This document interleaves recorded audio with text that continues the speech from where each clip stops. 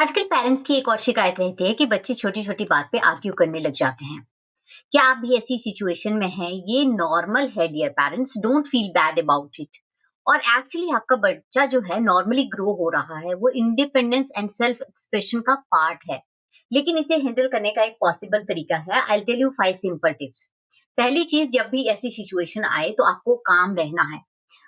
उनके आर्ग्यूमेंट पे unnecessary react करना मतलब उनको इन चीज़ों के लिए बढ़ावा देना। दूसरी चीज़ आपको करनी है कि उनको सुनना है बिना किसी पर्सपेक्टिव के, बिना किसी जजमेंट के। You have to listen to your child carefully.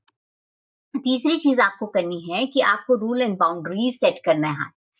वो ऐसी रूल एंड बाउंड्री होनी चाहिए जो कि एम्पैथी के साथ हो।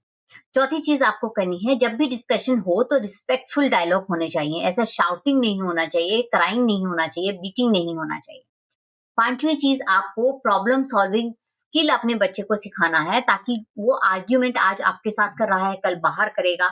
सो it is very important to help your child in that. Follow me for more such parenting advice.